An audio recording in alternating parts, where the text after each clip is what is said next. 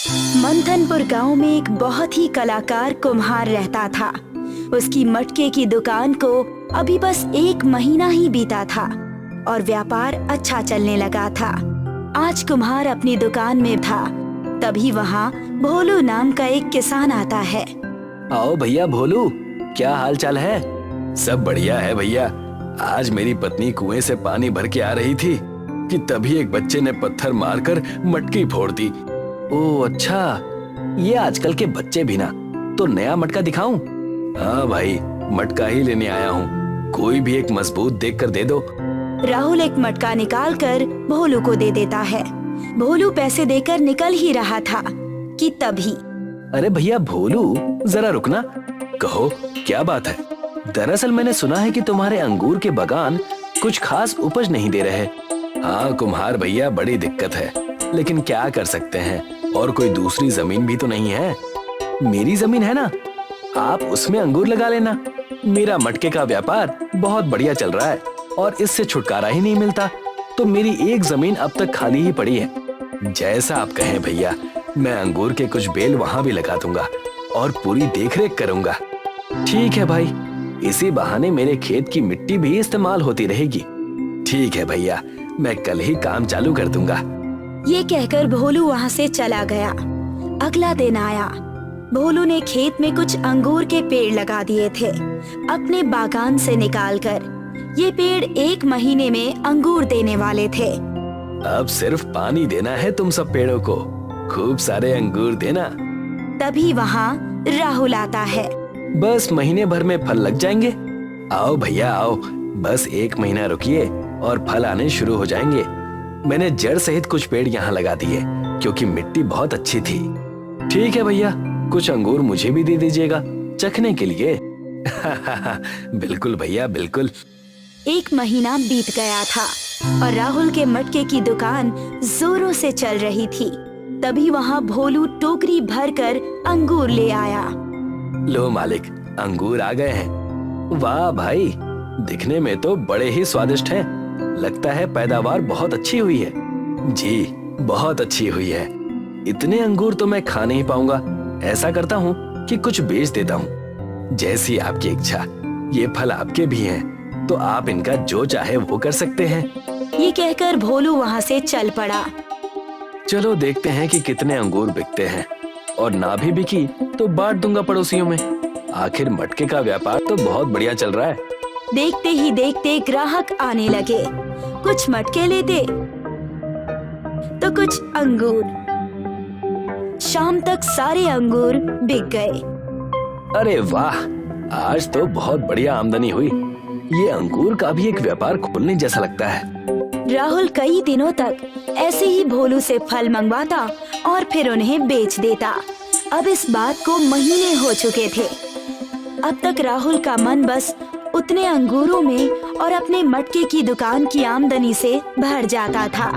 लेकिन अब राहुल के मन में कुछ और ही चल रहा था। आज घर पर वो अपनी पत्नी कामिनी से कह रहा था, कामिनी, जरा मेरी बात सुनना, तुम्हारी सलाह चाहिए थी। हाँ जी, कहिए, क्या बात हो गई? दरअसल बात यह है कि मोनू ने जो खेत में अंगूर लगाए हैं वो बहुत ही अच्छे से फल फूल रहे हैं और बिकते भी बहुत हैं। तो मैं सोच रहा था कि क्यों ना कुछ पेड़ अपने आंगन में भी लगवा लूं। क्या दिक्कत है जी? वैसे भी हमारी मटकी की दुकान पर्याप्त से ज्यादा ही चल रही है ना। और भोलू अगर देखभाल कर ही रहा है पेड़ों की और खेत की, तो जाने दीजिए ना। नहीं कामिनी, उन पर मेरा भी हक है। आखिर उनकी पैदावार मेरे खेत की मिट्टी से ही हुई है। अच्छा ठीक है, जैसा आप सही समझें। हाँ, मैं भोलू को बोलकर कुछ पेड़ कल आंगन में भी लगवा दूंगा। उसने कल भोलू को अंगूर के पेड़ों के पास बुलाया था। अरे भाई भोलू, मुझे एक बात करनी थी। हाँ भैया, कहिए ना, क्या दिक्कत है? मैं चाहता हूँ कि इसमें से तुम कुछ पेड़ मेरे आंगन में लगा दो, ताकि तुम्हें रोज इन्हें देने मेरे घर ना आना पड़े। ठीक है भैया, जैसा आप कहें। आपका भी इन पर अब हक है। मैं कल ही आपके घर के आंगन में इसे लगा दूंगा। अगला दिन आ गया और भोलू राहुल के घर के सामने तीसरा पेड़ लगा रहा था और उसका काम खत्म हो गया। राहुल भी वहीं पर खड़ा था। वाह भाई भोलू, बहुत बढ़िया काम किया है तुमने। तुम्हारा बहुत बहुत शुक्रिया। जी भैया, अब मैं चलता हूँ। राहुल बहुत ही खुश था। अब वो रोज अपने दुकान में अंगूर रखता था, पर हफ्ता भी न बीता और अंगूर के पेड़ सूख गए। इतना ही नहीं, उसके दुकान में अब लोगों की शिकायत आने लगी थी कि राहुल के मटके टूट जाते हैं। परेशान होकर राहुल घर में बैठा था। अजी क्या हुआ?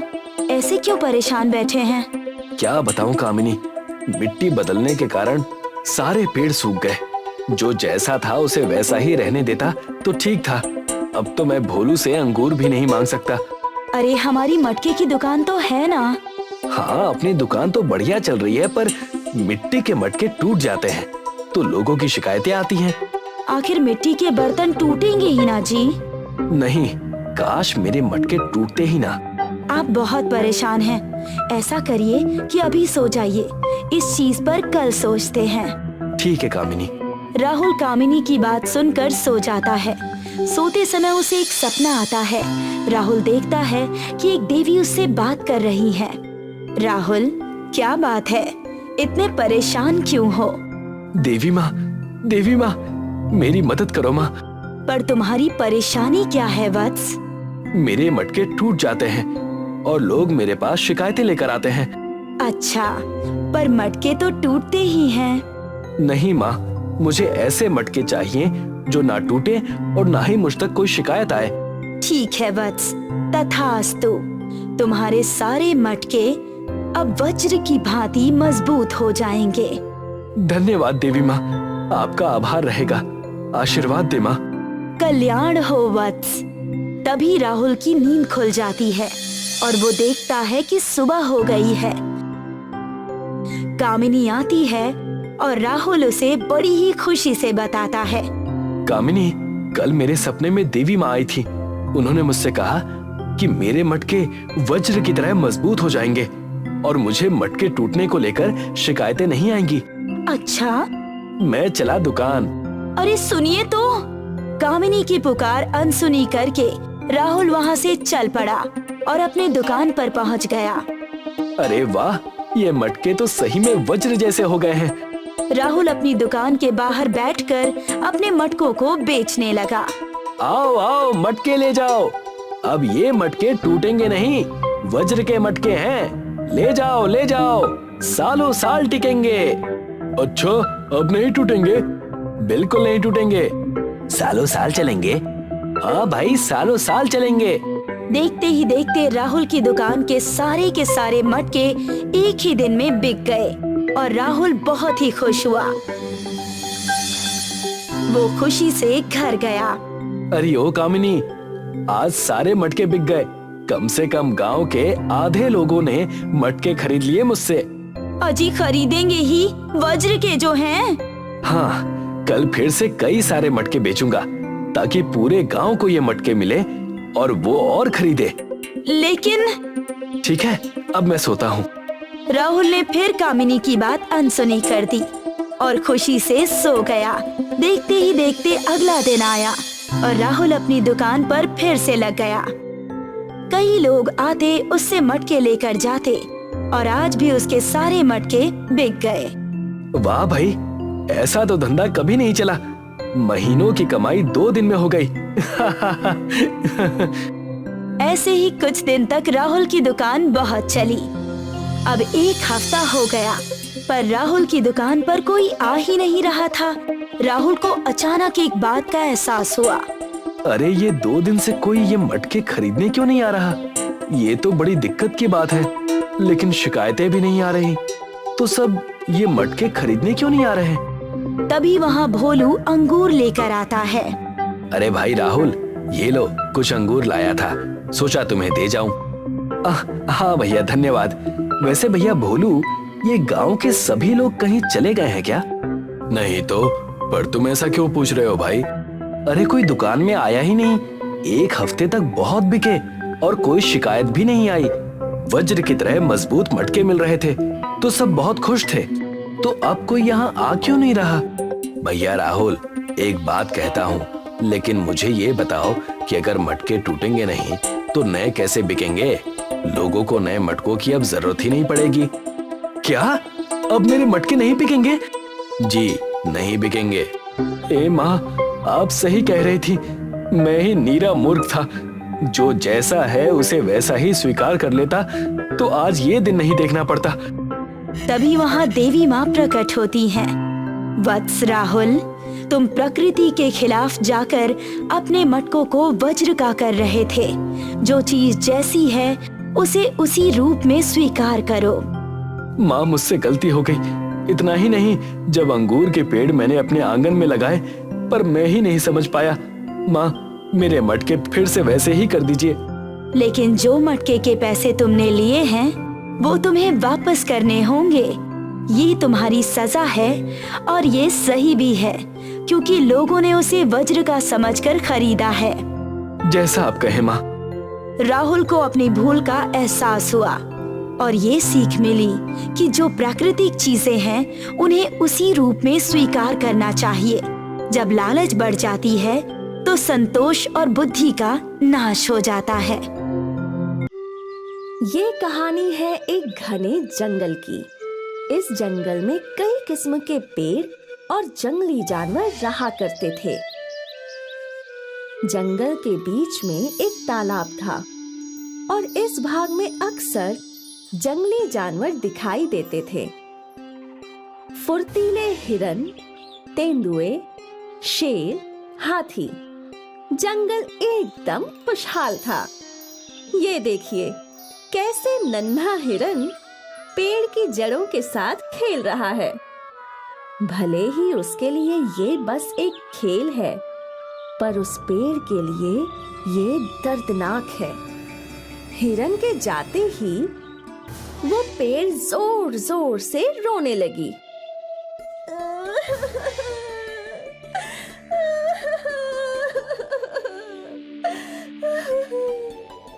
अक्सर पेड़ों को जानवरों से बहुत वेदनाएं मिला करती थी। उस हिरन के बच्चे ने मेरी जड़ें खुरेद दी। बहन, ये देखो मेरा हाल। पक्षियों ने मुझे कितना गंदा कर दिया है। यहीं बैठते हैं और यहीं पर गंदगी भी करते हैं। हाँ, ये जानवर और पक्षी बहुत गंदे प्राणी होते हैं। मेरा बस चले तो इन्हें मेरी छाया में बैठने ही ना दूं। क्यों ना हम कुछ ऐसा करें जिससे जानवर और पक्षी हम पर बैठे ही नहीं। इन सभी पेड़ों की बातें बूढ़ा बरगद का पेड़ सुन रहा था। मुझे नहीं लगता कि ये सही होगा। हमारा जीवन और पशु पक्षियों का जीवन जुड़ा हुआ है। हम उन्हें अपनी छाया से वंचित नहीं कर सकते हैं। बरगद भाई, आप हम सब में बड़े हैं, पर आप बूढ़े हैं और आपके विचार भी बूढ़े हो चुके हैं। ये पशु पक्षी रोज हमें नुकसान करते हैं और हम चुपचाप सहते रहते हैं। ये कहाँ का न्याय हुआ? ये तो गलत बात है। हमें जानवरों और पशु पक्षियों को सबक सिखाना ही होगा और इसके लिए मेरे पास एक उपाय है। साल के पेड़ ने अपनी योजना सभी पेड़ों को सुनाई। सबके चेहरों पर मुस्कान आ गई, सिवाय बरगद के पेड़ के।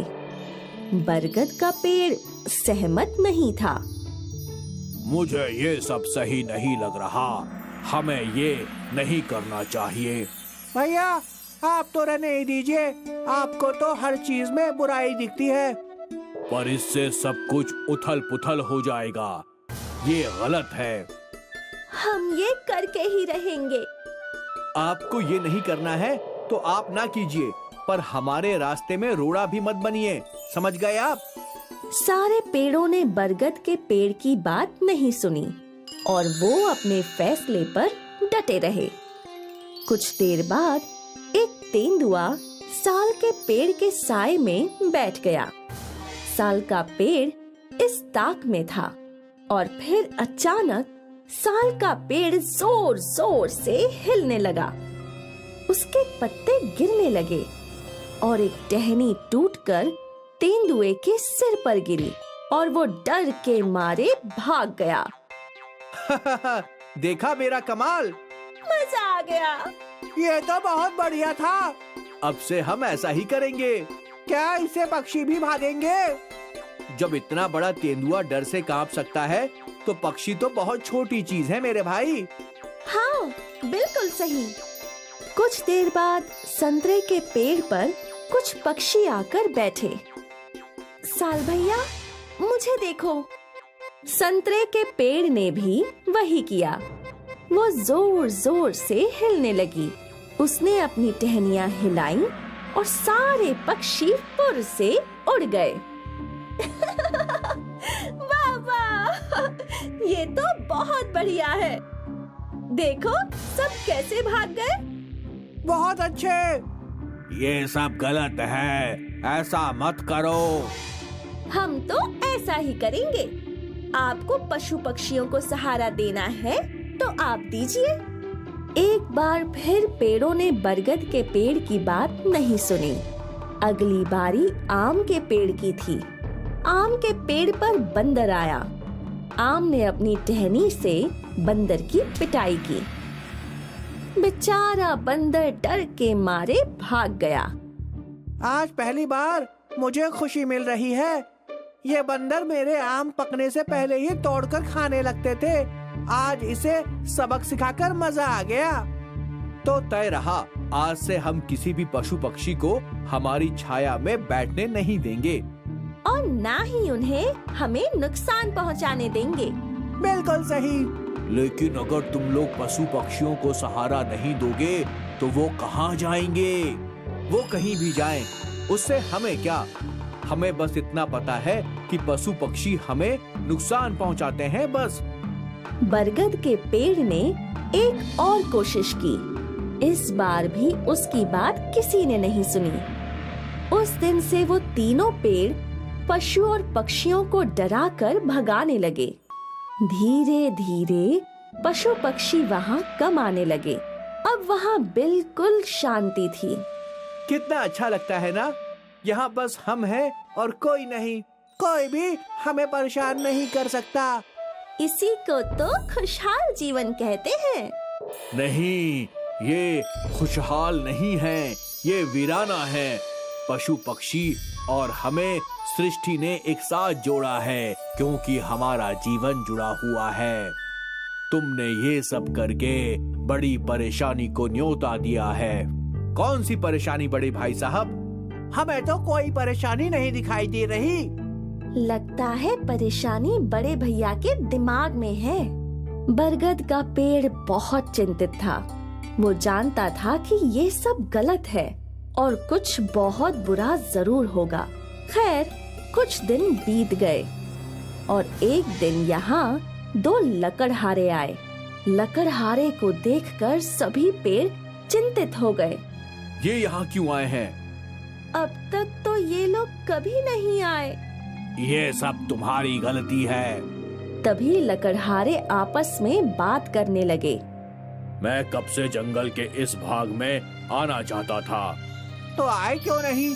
क्योंकि अक्सर यहाँ जंगली जानवर आराम करते रहते थे। ये यहाँ तेंदुए, जंगली बंदर, जंगली हिरन, भालू और भी कई जंगली जानवर आश्रय लेते थे। तो अब वो सब कहाँ हैं? क्या पता, कुछ हफ्तों से मुझे कोई भी जंगली जानवर दिखाई ही नहीं दिया। अच्छा है ना? बहुत अच्छा है। यहाँ के मोटे मोटे पेड़ देख, इन्हें काट कर बेचूंगा तो कितना मुनाफा होगा। वो तो है, शायद हमें कई महीनों तक काम करने की जरूरत ही ना पड़े। हाँ, और सोचो, अगर ये सारे पेड़ काट लिए तो 1 महीने के अंदर हम लोग लखपति बन जाएंगे। ये तो बहुत अच्छी बात है भाई। फिर देर किस बात की, कटाई शुरू करते हैं। लकड़हारों की बात सुनकर सारे पेड़ डर गए और रोने लगे। आप सही कह रहे थे, ये सब हमारी गलती की वजह से हुआ। अगर वो जंगली जानवर यहाँ होते तो ये लकड़हारे यहाँ नहीं आते।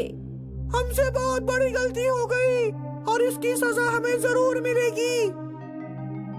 लकड़हारे साल के पेड़ को काटने के लिए अपनी कुल्हाड़ी को धार लगाने लगे। ये देखकर साल का पेड़ घबरा गया। भले ही तुमसे गलती हुई है, पर मैं तुम्हें कुछ नहीं होने दूंगा। पर कैसे?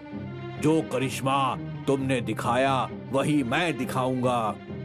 इतना बोलकर बरगद का पेड़ जोर जोर से हिलने लगा। उसके पत्ते हवा के साथ उड़ने लगे और उसकी शाखाएं यहाँ वहाँ घूमने लगी। बरगद ने अपनी शाखाओं से लकड़हारों पर हमला कर दिया। बरगद अपनी शाखाओं से लकड़हारों को पीटने लगा।